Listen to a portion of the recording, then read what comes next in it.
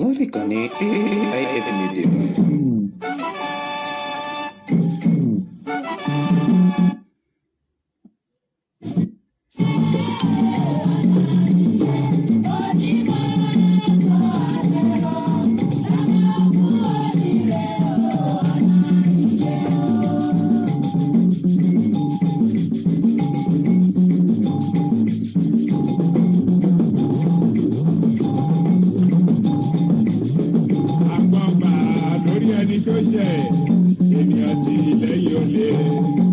Ògún ti kọ̀lé ọ̀run bọ̀ wá kọ̀lé ayé.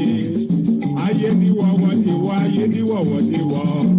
Jẹ́ta ni yóò lànà fáyé o, ògùn onírè ẹ̀ máa ṣeun. Prince Banjo Adégbóyèga ẹ̀ máa ṣeun wà, adúpẹ́ o. Ó lànà fọ́mọ ènìyàn, ó lànà fọ́mọ ènìyàn.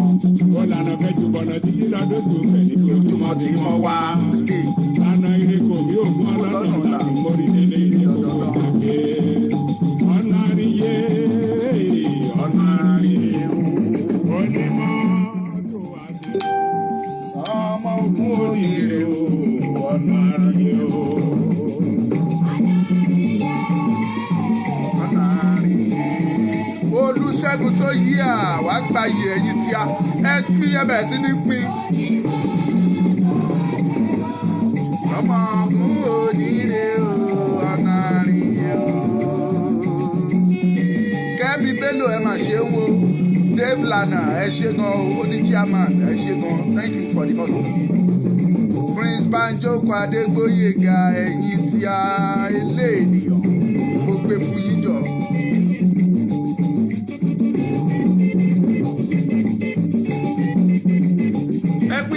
ẹ jẹ́ kó lọ. Wẹ̀mí Adésànyà èèyàn ní ẹjọ́ wà gbà yìí. Sàlámì Múrítàlá you are welcome.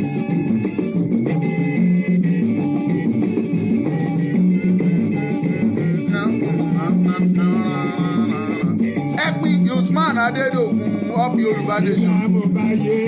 Fọlárànmí Wàsíù. Ìjẹ́ mo mèrò pẹ̀yìn lẹ́ o, àtètè bá ṣe ní ìfẹ́ wà. Ọlọ́run pẹ̀lú Ọlọ́run ìfẹ́ náà o. Mo torí àgbè mo délé aró, mo tẹ̀lé àdúgbò mo délẹ̀ oṣù. Mo torí kì í má bà nìkan gbé o, mo mú ìyàwó mi bọ̀ o. Ó wí pé.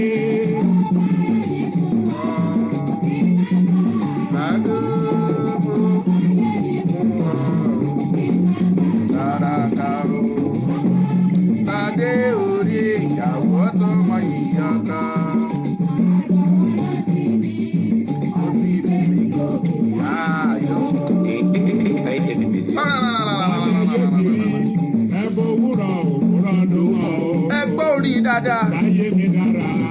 Ẹbí ìyàwó mi ọwọ́ ẹ̀ ló wà o. Láyé mi dára o. Ewé yèrè yeye mo fi ká. Bàbá Ògúndé ọ̀run rí ẹ o. Bàbá gbàṣà lọ. Jẹ́ kí ti wá lè dùn dáadáa.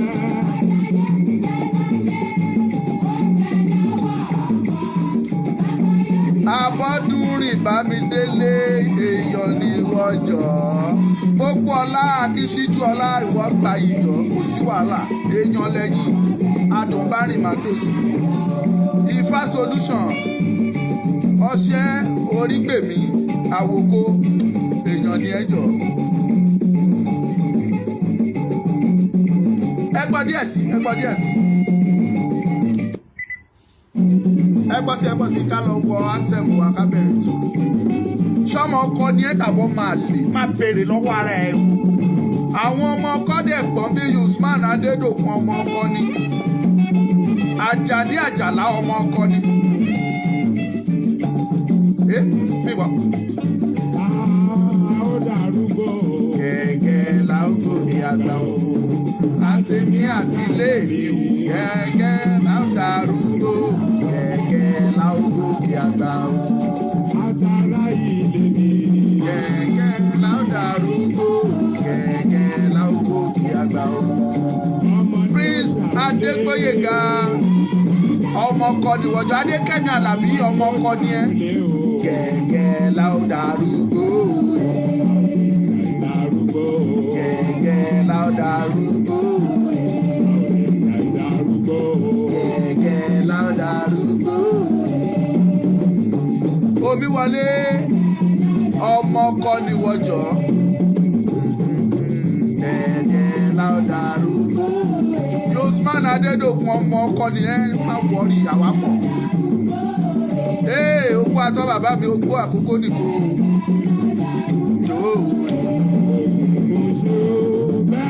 wọ́n lẹ̀ ń tàn o ọ̀tá ò lè pa gbogbo àbínú ẹni kò má lè bá kádàrádà o ọ̀tá mi jagun lásán Ọlọ́run ló ní ìgbẹ̀yìn o ìgbẹ̀yìn wa dára lójúra wọn àbànìyàn jẹ́ o lásán Ọlọ́run ló ní ìgbẹ̀yìn o ìgbẹ̀yìn wa dára lójú àwọn àbànìyàn jẹ́ o Túndé ọmọọba ọmọkọ ni wọ́jọ́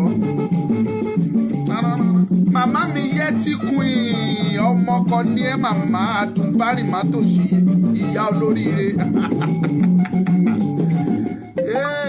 Ọlálùmọ́dé Bọ́láńlé ọmọ ọkọ nìwọ Kàdíjà Muftau àwọn ọmọ ọkọ oh my god tinútinú wípé mo fẹ́ràn rẹ o Ọlọ́run mi ènìyàn mi kò ju Ọlọ́run ló mọ̀ọ́kàn mi láì ṣàwáwí máa fẹ́ ọ ju ọ̀run lọ báyé gbé mi sókè sódò tìrẹ ni mo ṣe ọ̀tá mi jagun lásán Ọlọ́run ló ní ìgbẹ̀yìn o ìgbẹ̀yìn wa á dára lójú àwọn àbànìyàn jẹ́ o mùsù bẹ́ẹ̀ ni ìmọ́lẹ̀ ń tàn ọ̀tá ò lè bá gógó àbínú ẹni kò má lè bá kádàrádà o ọ̀tá mi jagun lásán Ọlọ́run ló ní ìgbẹ̀yìn ìgbẹ̀yìn wa dára lójú àwọn àbànìyàn jẹ́ ẹgbin àti fẹ́ bẹ̀rẹ̀ nígbọ́ ìgbẹ̀yìn wa dára lójú àwọn àbànìyàn jẹ́ Ọlọ́run ló ní ìgbẹ̀yìn o ìgbẹ̀yìn wa dára lójú àwọn àbànìyàn jẹ́ bàbá ògúnlé ọ̀run rẹ̀ ó nírèsé bá lóun fi pamọ́ èyí tó filẹ̀ ikọ́ kò lè parun láéláé láì ṣàwáwí Ọlọ́run mi máa fẹ́ ọ ju ọ̀run lọ báyé gbé mi sókè sódò tìrẹ ni mo ṣe ọ̀tá mi jagun lásán Ọlọ́run ló ní ìgbẹ̀yìn síbi nìdòwú ọmọ ọkọ gidi lójú àwọn àbànìyàn jẹ́ ẹgbin àti fẹ́ bẹ̀rẹ̀ ṣọ́mọ kan ní ẹ̀tàbọ̀ mú àlè àbí pòkì kò má lè pa kádàrá lè pa kádàrá ilẹ̀ Yorùbá dà ibi tọ́lọ́ sọ pé a máa débẹ̀ ló ní ìgbẹ̀yìn wa dára lójú àwọn àbànìyàn jẹ́ ọ̀tá mi jagun lásán Ọlọ́run ló ní ìgbẹ̀yìn o ìgbẹ̀yìn wa dára lójú àwọn àbànìyàn jẹ́ ọ̀tá mi jagun lásán Ọlọ́run ló ní ìgbẹ̀yìn o anthem wa.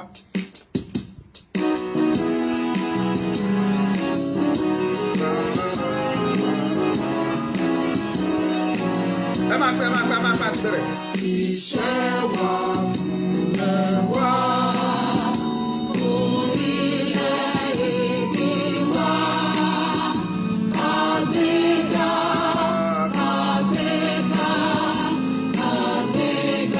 fàyè rí. Ìgbàgbọ́ wa ní pé láti bẹ̀rù làbọ̀ mọ́. Ṣiṣẹ́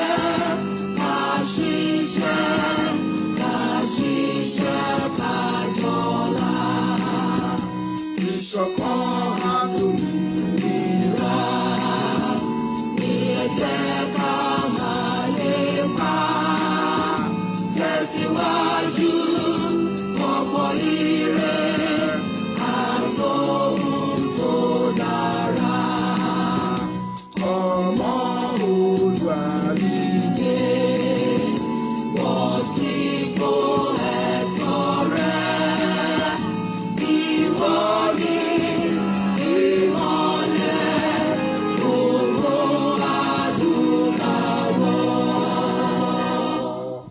Thank you very much. God bless you, the singer. Ọlọ́run á túbọ̀ fún wa ní ọgbọ́n ìmọ̀ àti òye tí a máa fi tukọ̀ ọ̀rọ̀ Yorùbá nation yìí tá a dẹ̀ fi máa bọ́ nínú oko ẹrú yẹn, oko ẹrú tí gbogbo wa kò sí ní o. Bí Ọlọ́run ti ń bẹ tí ẹ̀mí rẹ̀ ń bẹ, ẹ rí i pé láìpẹ́ láì jìnà Ọlọ́run sọ pé òun máa dá wa lóhùn ayọ̀. Ó ní bàbá Ògúndé, ó ní ènìyàn mi wojú Ọlọ́run ní wo ọkàn mi. Láì ṣàwáwí o, Ọlọ́run mi máa fẹ́ ọ ju ọ̀run lọ. Báyé ń gbé mi sókè sódò, tìrẹ ní ń wò ṣe o. Ọ̀tá mi jagun lásán, Ọlọ́run ló ní ìgbẹ̀yìn ò fún ìran Yorùbá. Ìgbẹ̀yìn Yorùbá dára lójú àwọn abànìyàn jẹ́ o. Ṣéyẹ máa kéèyàn mi pàtàkì adùn bá rìn má tòṣì bàbá mi kò ní bàjẹ́ fún yín. Ojúlówó ọmọ ọkọ ẹ̀yin sọ máa lè játijàti. Prince Banjoko Adégbóyèga ọmọ ọkọ nìwọ. Àwa mọ̀. Ṣẹ́rí Ọmọlúkà lórúkọ mi lẹ́ẹ̀kan sí, mo kí gbogbo yín wípé ẹ káàbọ̀. Ẹ̀yin tí ẹ ti subscribe sí YouTube channel wa, ẹ bá wa subscribe sí bẹ́ẹ̀ ṣe ń wò yẹn. Ẹ like ẹ comment kẹ́dẹ̀ subscribe. Bákan náà a tún fi àsìkò ibẹ̀ yín ẹ̀yin tí ẹ wò wá ní Facebook tẹ́ ẹ ti follow wa, ẹ follow page wa, ẹ like ẹ kẹ́dẹ̀ follow kẹjá kájọ máa ṣe kó lè máa rí bó ṣe yẹ kó rí. Agbára Ọlọ́run, ìfẹ́ Ọlọ́run kò ní fi wá sílẹ̀. A ní pẹ́ lórí ètò lénìí. In tí àtòrí ẹ̀fẹ́ sọ̀rọ̀ lónìí òun ni wípé a ṣì ń rí àwọn ọmọ kan ní ìran Yorùbá tí wọ́n dúró sí ipò ọmọ àlè, tí wọ́n prove fún wa pé ọmọ àlè ni àwọn. Ìdí ni wípé ọ̀rọ̀ tó wà ńlẹ̀ yìí, ọ̀rọ̀ tó kàn ẹ́, ọ̀rọ̀ tó kàn mí ni, ọ̀rọ̀ tó kàn gbogbo wa lápapọ̀ ni. Kò wá yé mi bí ẹ̀yin kan ṣe wá jókòó, mi ò mọ nǹkan tí wọ́n kọ́ sórí yín, mi ò mọ bóyá sawdust ló wà lórí, bóyá yẹ̀pẹ̀ ló wà nínú ibi ọpọlọ yín yẹn, bóyá ọpọlọ ajá dẹ̀ ni, bóyá ọpọlọ ewúrẹ́ ló wà ńbẹ̀. Èmi ò wá mọ ìdí ẹ̀ tó fi jẹ́ wípé ẹ ní àròjinlẹ̀ wípé tí Yorùbá bá dúró láyé ọ̀tọ̀, ẹ̀yin ń wo damages, ẹ̀ ń wo àwọn challenges, ẹ̀ ń wo wípé ìyà máa jẹ wá, ẹ̀ ń wo pé owó tẹ́ ẹ bá ní kò sí bẹ́ẹ̀ ṣe lè ṣe tí ò ní bàjẹ́ tá a bá gba Yorùbá tuntun, owó tó ti jí kó, owó orí olórí, orí gbígbẹ, orí tútù tẹ́ ti jí kọ́. So therefore ẹ ní God láti máa sọ pé ẹ support pé kí Nàìjíríà pín, you stand for Yorùbá, for one Nigeria. Ọlọ́run á dojú ti gbogbo yín. Mi ò ní I won't mention name today. Ṣùgbọ́n Ọlọ́run sọ wípé òun á dojú ti gbogbo yín tí ẹ ní ṣẹ́kù. Kí ni problem yín? Àtẹ̀yin tẹ́ ẹ wà ń Ìbàdàn, ẹ̀yin tẹ́ ẹ wà ní Adó, ẹ̀yin tẹ́ ẹ wà l'Ákúrẹ́, ẹ̀yin tẹ́ ẹ wà l'Ọ́yọ́, ẹ̀yin tẹ́ ẹ wà ní Abẹ́òkúta, àtẹ̀yin tẹ́ ẹ wà l'Èkó. Kí ni ṣe gbogbo yín pátápátá tẹ́ fẹ́ yọ ọmọ pòkì, tẹ́ fẹ́ yọ ọmọ àlè, tẹ́ fẹ́ prove pé ọmọ ojúlówó ọmọ kọ́ ní gbogbo yín? Kí ni ṣe gbogbo yín pátápátá? Kí lẹ kóra yín sí? Tó fi jẹ́ pé ìdùnnú yín ni ìyà tó ń jẹ àwa. Àìrí oúnjẹ méjì jẹ lójúmọ́, ìdùnnú ti yín ni. Èrè wo lẹ fẹ́ jẹ níbẹ̀? Tí Nàìjíríà bá fọ́ká tó pín owó tẹ́ ti jí kó, kò sí ọgbọ́n tẹ́ fẹ́ dá sí, ìsádùn so. Ẹ ní àròjinlẹ̀ ni. Tẹ́ bá láròjinlẹ̀, ẹ mọ̀ pé ẹ̀yin gan lẹ ní oore ọ̀fẹ́ ńlá jù. Ìdí ni wípé gbogbo ohun tẹ́ ẹ bá ní, if it is an investment, bóyá o ti dá ilé kọ́, onílé iṣẹ́, ó máa continue ni.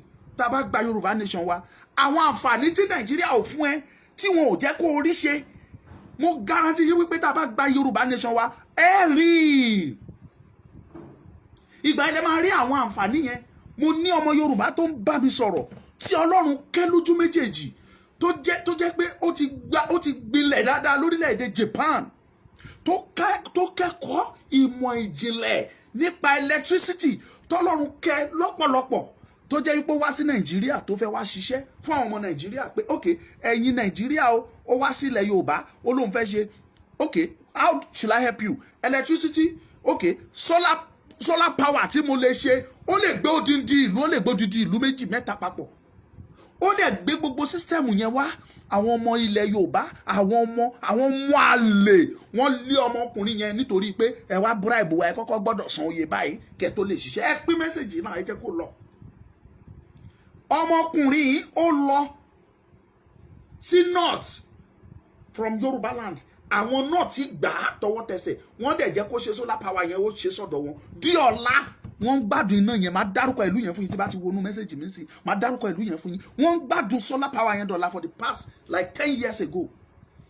Wọ́n jí àǹfààní solar power odindi ìlú kan. Nígbà tí gómìnà ibẹ̀ ò gọ̀, gómìnà yẹn rọra fa ẹni yẹn ó fà mọ́ra.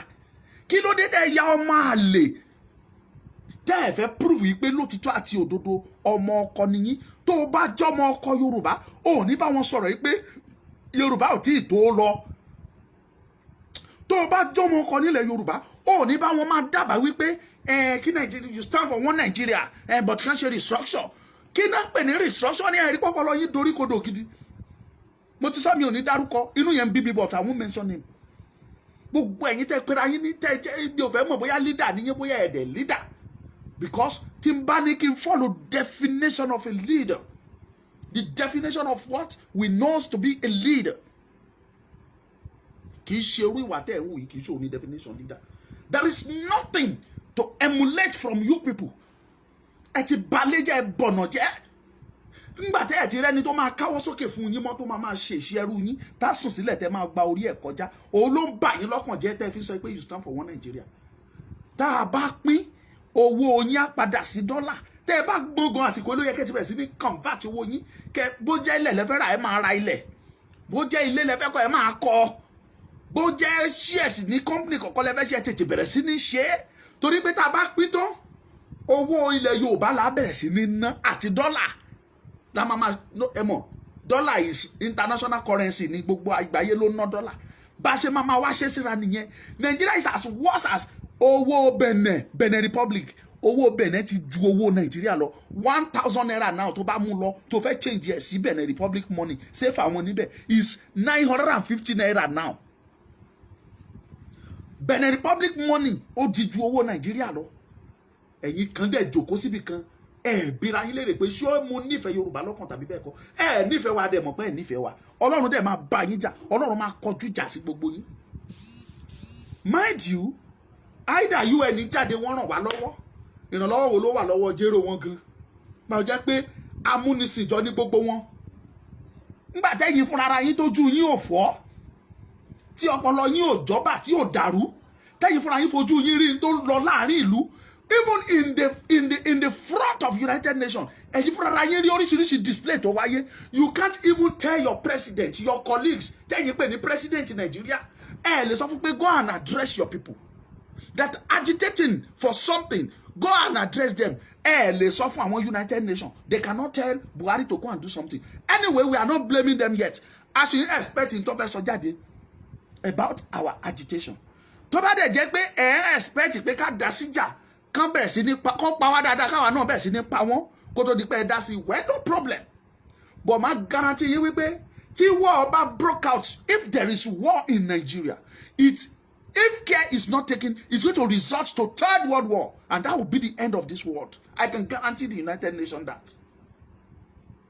If you are not careful, United Nations, if there is war in Yoruba land, I will guarantee you that it's going to result to Third World War, and if care is not taken, it's going to be the end of the world. Because I will guarantee you, many countries, many big nations will support the Fulani, so-called Fulani. They have been supporting them. They will support them, and some big nations will support the Yoruba people. I can guarantee you that. Some big nations will support the Biafran people. And in that case, all these big nations, if care is not taken, they will eat each other. And if that happens, what do you think will happen then? That is what I'm telling the United Nations. If you are expecting us to make sure we turn everything to crisis, maybe the Fulani is killing the Yoruba, so Yoruba will kill Fulani back. The Biafran will kill the Fulani. Fight here, fight there. I will guarantee the United Nations, if care is not taken, don't think about what you are gaining today, United Nations. Don't listen to British, the United Kingdom. Don't listen to them and their lies. Because they knew what they are gaining from Nigeria, so they would not want Nigerians to divide or to disintegrate. But don't listen to them. Don't listen to the benefits. Don't listen to what you are going to achieve today. Look at the global community. What will happen if there is war in this country? And that is why we are agitating now that we need referendum. We need round table talk to decide if we still want to be in Nigeria or not. That is why we are telling the United Nations to give us referendum. Free and fair referendum. So people will now vote. People will decide if truly they want to be in Nigeria or not. We are peaceful people in Yoruba land. That does not mean that we are cowards. We are not. That is why we are telling you now. That is why we are agitating. That is the reason for our protest and the rally we are doing in the front of United Nations House. That is the reason for the protest and the rally our people are doing in the United Kingdom, Liverpool, London, number 10 down the street in London, in UK. And that is the reason for all the rallies across almost 180 countries in the world that Yoruba people are staging.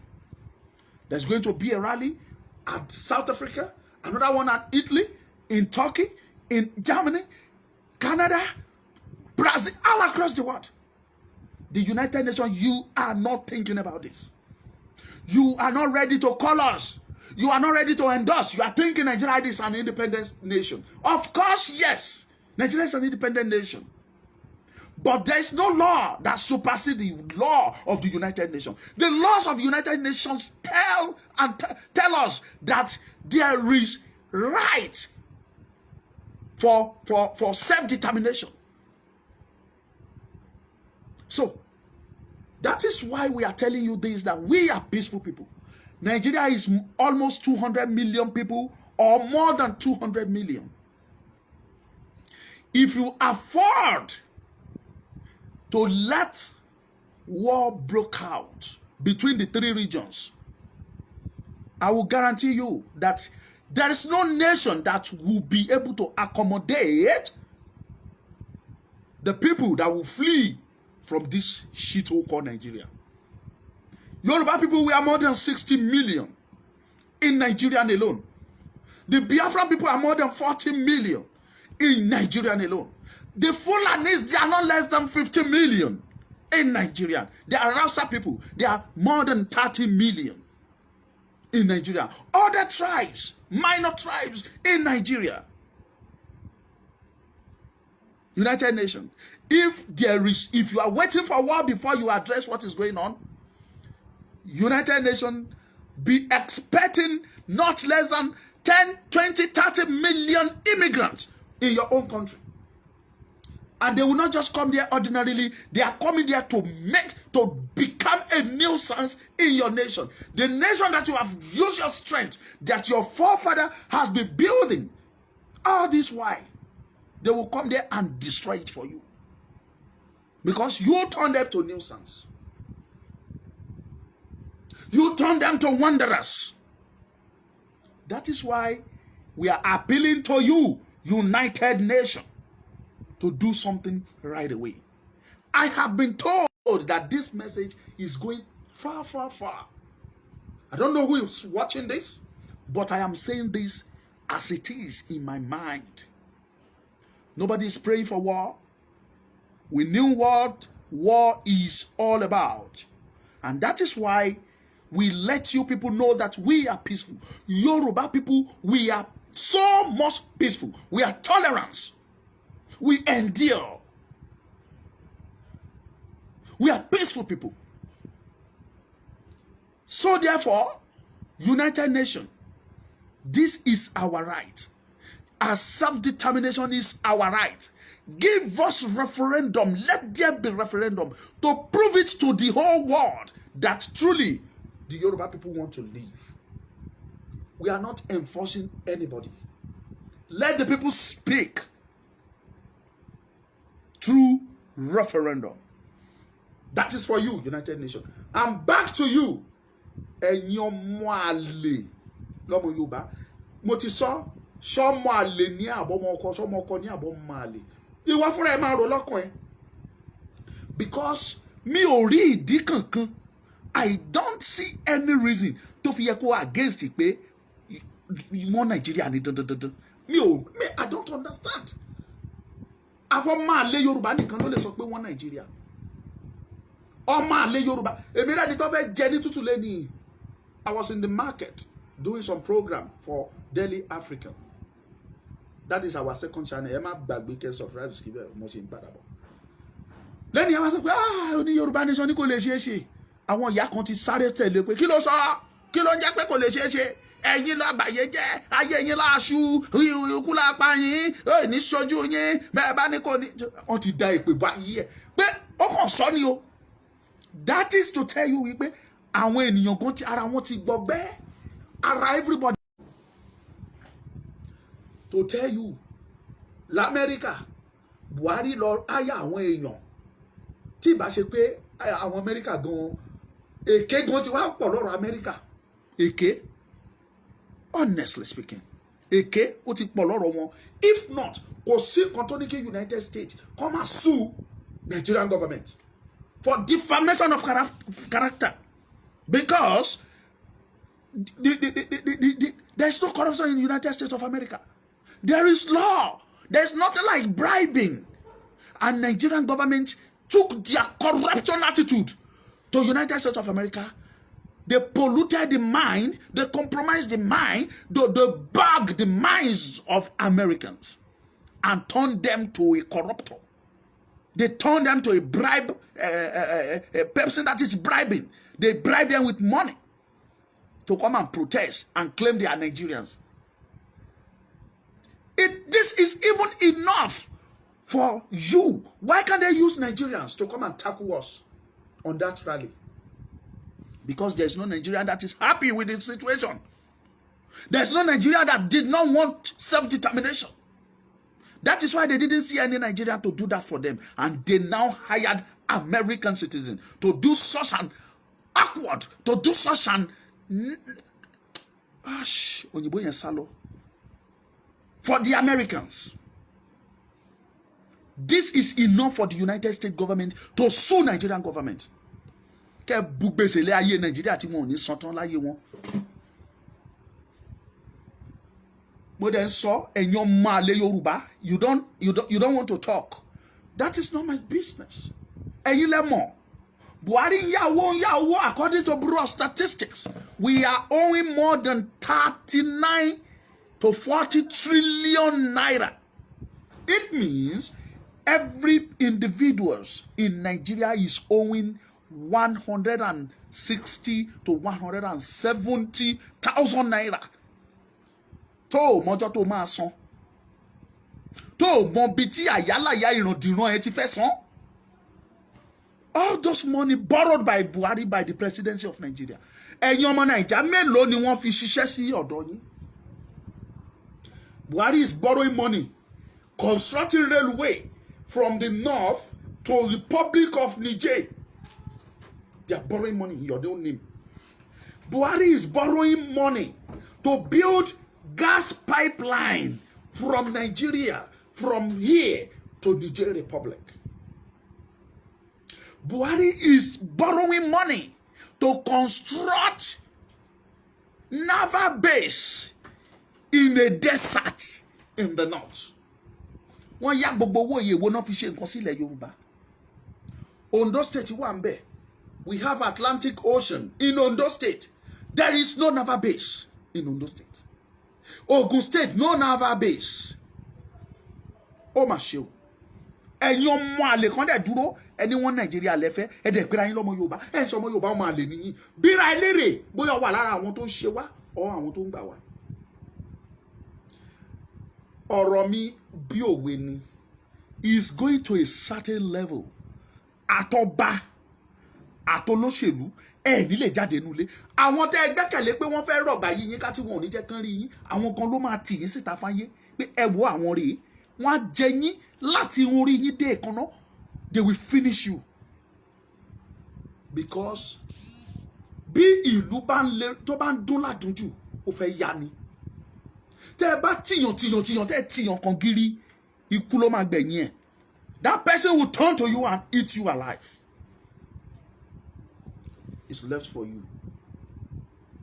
Kò bira eléré, ṣọmọ ọkọ ni mí tàbọ̀ máa lè. Ẹ̀yin tí ọ̀rọ̀ mi kàn ẹ́ mọ́ra yín o, kì í ṣe àwọn ọba nìkan o. Àwọn olè oníjẹkújẹ kan wà tó jẹ́ wípé wọn ò lè fẹ́ bí mọ́nú kan ṣiṣẹ́ ayọ̀. Ṣé wọ́n ní wọn ọ̀rọ̀ olóṣèlú tó fún mi lówó ni tó ní kí n wá gbowó? Ọmọlúkà, àwẹ̀ máa bọ̀ jẹ́ ká sọ̀rọ̀. Nǹkan báyìí mo tẹ̀ ní kí n fi ránṣẹ́ ni mo ẹ̀ sà. I don't need it. Mi ń jẹ nǹkan ìpè. My people are there watching my program. Anytime, I at least I have more than 10 people. Tí mo lè send the message. Yes, I send the 5,000 sí mi mo fẹ́ jẹun. They will send it. Instead of collecting millions from you, owó èpè tí ìran mi ò fi ní orúkọ mọ́, I won't take it. And let me tell you people, kí n sọ òtítọ́ fún yín, bó wù yín kẹ́ ẹ gbọ́, bó wù yín kẹ́ ẹ má gbọ́. Ẹ̀yin tẹ́ ẹjọ́ máa lè tẹ́ ṣe wà ń ta. Ọ̀pọ̀lọpọ̀ ní oṣù ọba o, wọn ń ṣe ìjòyè, wọn ò dẹ̀ ń ṣe olóṣèlú. Ṣùgbọ́n àwọn ajá olóṣèlú tó ń sátẹ̀lé olóṣèlú ṣùpá torí 10,000, torí 50,000, torí mọ́tò 1.2 million. Mọ́tò táyé ẹ ti ṣá tí wọ́n gbélé ẹ lọ́wọ́ wọn tún kọ orúkọ wọn sí. Kíní kan from House of Representatives wọn tún kọ orúkọ wọn mọ́, wọn á lẹ̀ máa yí ẹ. Ó wà ní freedom. Àtajá àtẹran àtewúrẹ́ látúmọ̀ yìí pé olóṣèlú kan ló gbé mọ́tò lé ẹ láyà. Mọ́tò tó ò ní ọjọ́ tó bá ti takò wọn tó sọ pé ò support wọn mọ́, wọ́n á send àwọn area boys sí wọn, wọ́n á lù ẹ́ bolẹ̀, wọ́n á gba mọ́tò yẹn, wọ́n á gba kọ́kọ́rọ́ ẹ̀ lọ́wọ́ ẹ̀. Then kí ló ń dùn nínú ẹ tó ń pariwo wọn Nàìjíríà? Àwọn sọ pé there is nothing like election in 2023. You are telling us pé kí ló ń jẹ́ bẹ́ẹ̀? There will be no election. I am saying this now. If the United Nations like it or not, can intervene nísìn. If they refuse to intervene in 2023, instead of election, there is going to be a war. They said they will address us in the way we understand. Yes, I have been saying this. We are not a cruel people. We are peaceful people. We are peaceful people. But in 2023, there will be no Nigeria. There will be no election. We too, we give to them what they deserve. I am not threatening anybody. I am not preaching for war. I am not preaching for violence. But in a matter of fact, if you refuse to honor our demand, if you refuse to grant our request, then we are ready to show you that we are truly a nation. And this is 21st century, for God's sake. This is 21st century. Ó yàtọ̀ sí ayé 1990. Ó yàtọ̀ sí 1806. Ó yàtọ̀ sí 1906. Ngbà 1990. Tí àwọn bàbá wa already láti sọ̀rọ̀. That's their own cup of tea. Ó ti kọjá lọ. Ìgbà ẹ̀yin bàbá ti lọ. Ìgbà wa ọmọláwa yìí. Ẹ̀yin bàbá wa ẹ kú ẹrú yẹn lẹ wà. Tẹ́yìn bàbá ti yín náà kú sí. Ẹ̀yin náà kú sínú ẹ̀. Àwa náà tún bá nínú oko ẹrú. Ẹ tún ní ká kú sínú oko ẹrú ká tún fà àwọn ọmọ wa tílẹ̀ sínú oko ẹrú. We will never. Táwa bá tiẹ̀ máa kú sóko ẹrú yìí, ọmọ wa ò ní kú sílẹ̀. We must fight that battle to make sure that our children never become a second-class, a third-class citizen in their own nation. Never. Second-class citizen. Lórílẹ̀-èdè bàbá tiwọn. Never. We will never agree to that. Let me see if there was, maybe I will grant like 2 or 3 calls. Ẹ lè pè wá ẹ̀yin tẹ́ bá fẹ́ pè mo ti tọ́jú òpó yẹn lẹ̀. 070. Oh my God. 070. Okay, jẹ́ fi nọ́mbà yẹn síbí so that. Power on. Ẹ̀yin tí ẹ bá fẹ́ pè. Bluetooth mode. Ẹ pè wá. 070 46 09 24 84. WhatsApp nìkan ni o. Lẹ́ẹ̀kan sí 070 46 09 24 84. Ó yá, ẹ bẹ̀rẹ̀ sí ní pè wá.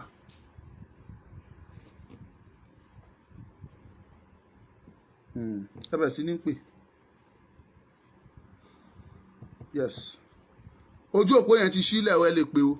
mo dẹ̀ ti pín ní nọ́mbà yẹn síbẹ̀ ẹ̀yin tẹ́ wà ní YouTube ẹ má bínú ẹ̀ tí lè rí wa pé live wọ́n lágbára ọlọ́run ẹ máa rí bẹ̀rẹ̀ sí ní rí wa pé láìpẹ́ a bá ti activate àwọn restream gbogbo tá a fẹ́ lò ẹ̀yin náà ẹ lè contribute direct that is the number to call ká gba ìpè ọ̀kan tàbí méjì ká dẹ̀ round up ká máa lọ mo ti give message mi bíra eléré tó o bá kí n ṣe ọmọ àlè Yorùbá má jẹ́ kó mọ nínú ẹnìkan tell someone that Yorùbá want to go that alone o ti prove fún gbogbo ayé wípé ojúlówó ọmọ Yorùbá nìyẹn let people know that Yorùbá want to live so that a lè ní kò ní sí referendum yẹn kí referendum wáyé.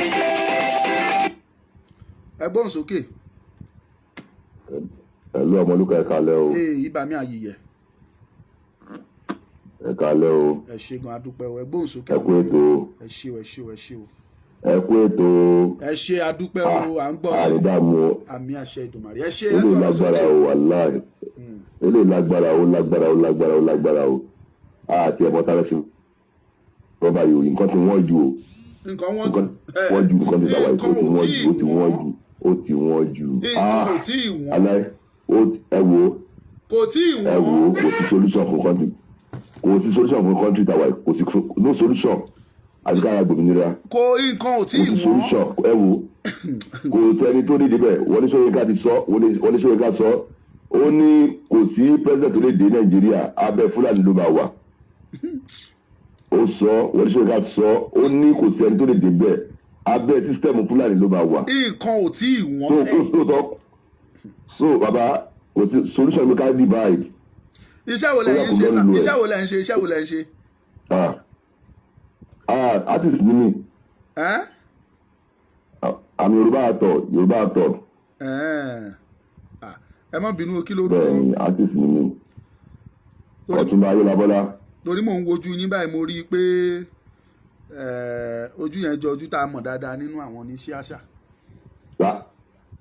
bẹ́ẹ̀ ni lágbára Ọlọ́run ọba oníjàtà ni mí. ẹ ṣe ẹ bá wa báwọn oníjàtà yín tó kù sọ̀rọ̀ káwọn náà padà wálé Yorùbá ló ra fíìmù wọn tó ń wò ó Fúlàní ò ra fíìmù Yorùbá nígbà bá pa wá tán ta ló fẹ́ máa wo fíìmù yín. ẹ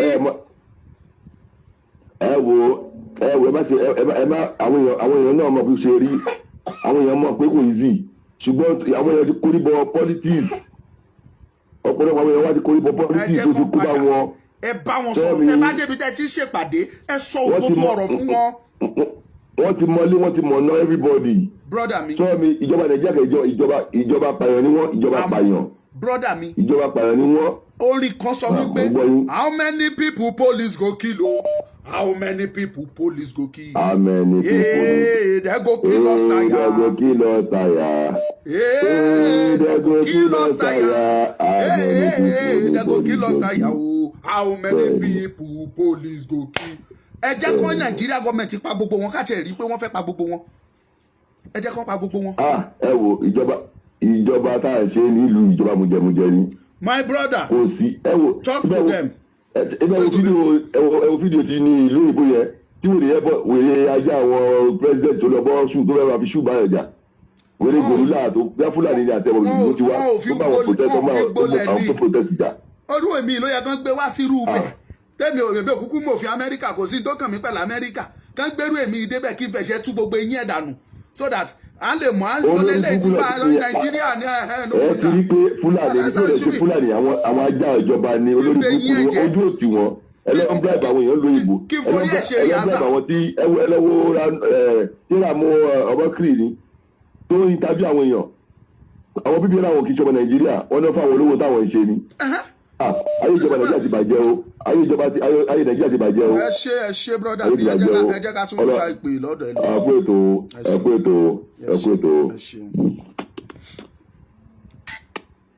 ẹ gbóhùn sókè. ẹ bá wa mute ti sàlẹ̀ ẹ mute eléyìí tẹ́ fi ń gbọ́ wa ká lè gbọ́ yín.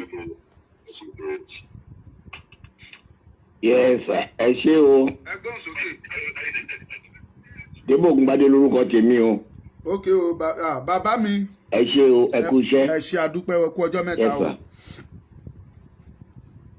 ọjọ́ kan pẹ̀lú. ẹ gbóhùn sókè o. ẹ ṣe takuntakun gbogbo ọdún ẹ ṣe. ẹ jọ mo láyé programu yìí bẹ̀jẹ̀ máa méjì kí ni kó máa wà short. because ọ̀pọ̀lọpọ̀ wa ò ní dátà láti wò ó nílé. ok a kì í pẹ́ program wa ò ń pẹ́ highest kó jẹ́ bí. orin yẹn ti máa ń pọ̀ jù tó ti máa ń waste time kẹ́ tó wọlé. ok ó dáa mo ti gbọ́ mo ti notice ẹ̀ ok. orin yẹn ti máa ń pọ̀ jù. a ṣàtúnṣe. jẹ́ mo dẹ̀ fẹ́ bẹ́ẹ̀ lẹ́gbẹ̀ẹ́ kan. ok. mo fẹ́ bẹ́ẹ̀ lẹ́gbẹ̀ẹ́ kan. mo ń gbọ́kàn náà program ìdọ́gba ìgbẹ́ lájọ ọmọ Yorùbá ẹ má sọ language yẹn mọ́ ẹjọ́ kò dáa. mi regret bóyá àṣìṣe ni inú ló bí mi mi ò never regret of being a Yorùbá tí mi bá ṣe ọmọ Yorùbá mo bó ní kí n jẹ́ ọmọ Indian. ẹjọ́. jálì mọ́ jálì. so ẹ ṣe gan ìṣòkan tí mo kọ bẹ́ẹ̀ sọ nìyẹn. Yorùbá dùn lọ́pọ̀lọpọ̀ inú ló bí mi bóyá lóòótọ́ tí ó bá jẹ́ lóòótọ́ mo sọ inú bí mi ni tínú bá dẹ̀ ń bíyàn inú bíbí wọn ò fi sẹ́ ẹ̀mí rán ọ ó ti yẹ kó yé yín ẹ ṣe dádì mi mo ti gbọ́ á ṣàtúnṣe. ó dáa. ẹ jẹ́ ká gba ìpè kan sí káràndọ̀. ẹ ṣeun bàbá mi àdúpẹ́ o. ẹ jẹ́ ká gba ìpè kan sí káràndọ̀ just only one call because gẹ́gẹ́ bá wọn ṣe sọ wọ́n ní ká má máa pẹ́ jù and we have already spent 42 minutes. We are already here for 42 minutes. So ẹ jẹ́ ká gba ìpè ẹyọ kan péré sí ká dẹ̀ round up so that ká tẹ̀síwájú. Ẹ jẹ́ kí n máa fi àsìkò yìí sọ fún ẹ̀yin olólùfẹ́ mi the other YouTube channel mi Daily African TV ẹ pàtẹ́wọ́ fún mi níbi tẹ́ ẹ bá wà ẹ jẹ́ kí n máa rí o a ti bẹ̀rẹ̀ iṣẹ́ lórí ẹ̀ gbam. Our first video ó máa jáde láago 8 lálẹ́ òní today 27th of September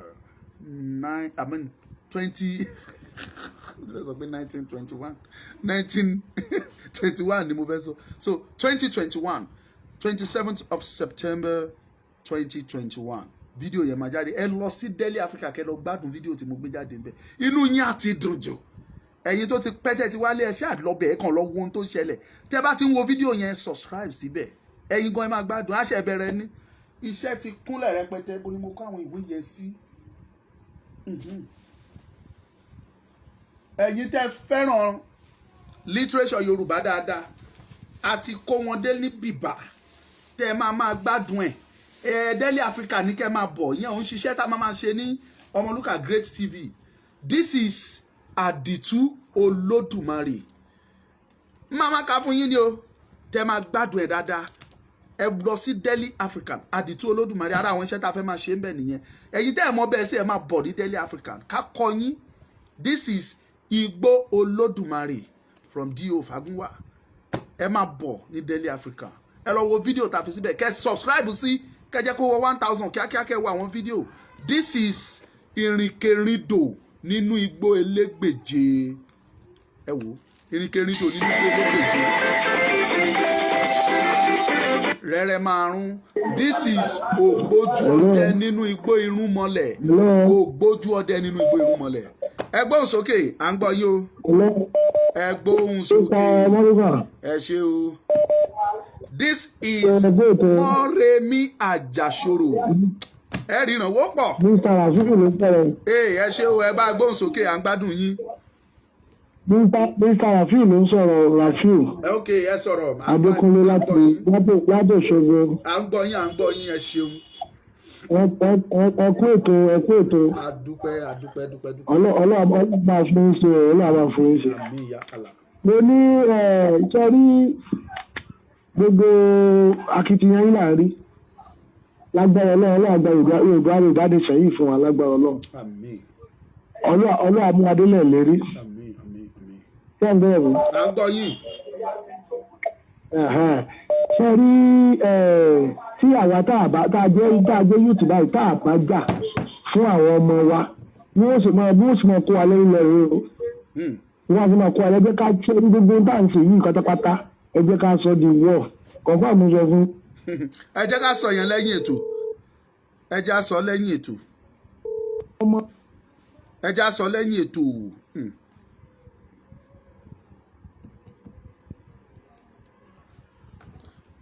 ẹ já sọ lẹ́yìn ètò ó ní nǹkan tó ń sọ ní gbangba ó yẹ kó yé yín náà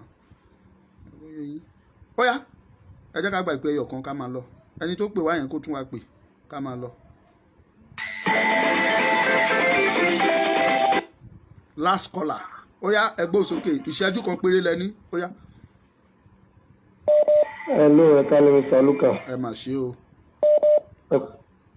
ẹ kúṣẹ́ olúwa o. olúwa ló ń ṣiṣẹ́ o ẹ ṣe gan.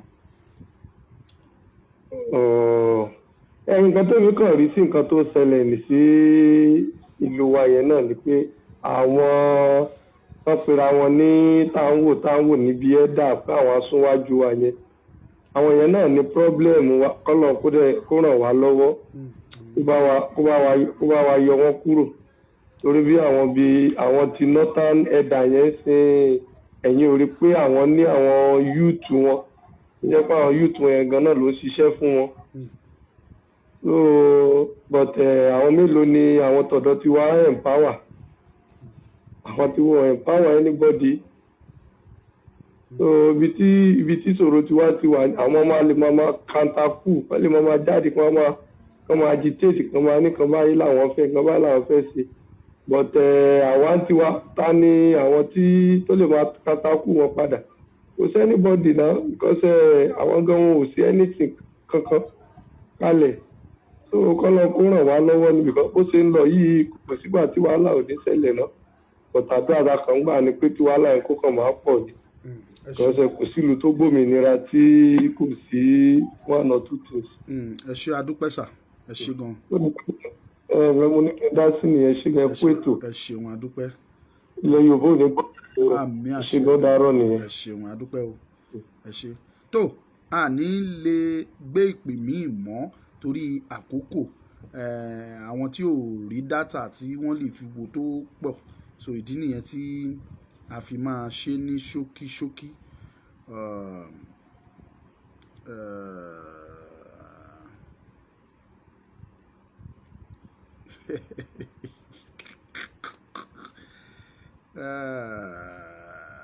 okay mama mi mọ̀ bóyá máa lè bá wa ṣe ní ṣókíṣókí kẹ́ ẹ bá wa sáré sọ ní ṣókí just a minute a ti ṣe tán.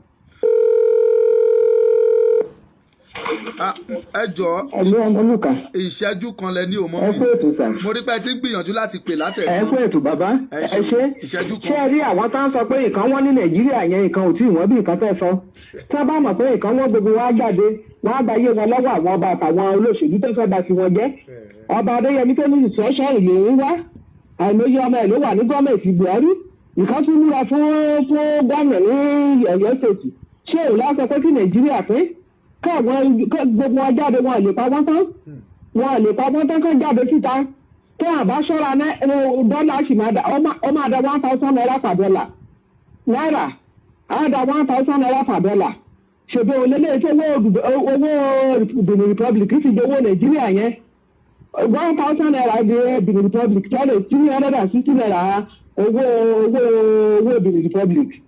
tẹ́ ẹ̀ bá jáde ká gbára yín sílẹ̀ ṣe ní àbáyé gbogbo yín jẹ́ta wọn lè pa gbogbo yín ká jáde síta ká gbáyé yín lọ́wọ́ àwọn ọba ìtàn ọba ọ̀dájú tó ń rù ilẹ̀ Yorùbá ẹ ṣe ìwẹ́ pé ètò.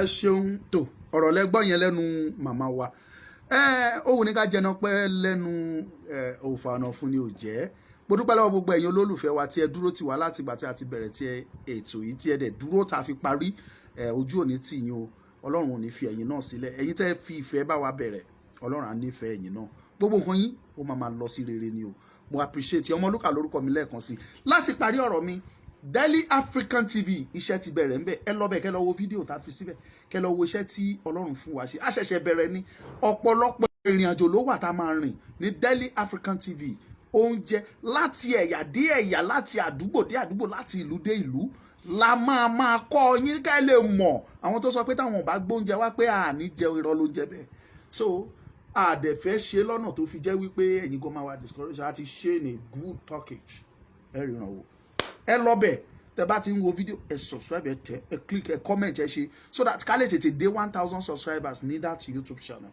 God will bless you ẹ ọlá Ọlọ́run ọlá yín náà ní ọlá Ọlọ́run ọlá yín ní jàre kò ní bàjẹ́ fún ẹ̀yà ẹ̀yin olólùfẹ́ Ọmọlúkà mo gbé fún yín jọ ẹ̀yin tí a odò àgbè wá ẹ ṣé.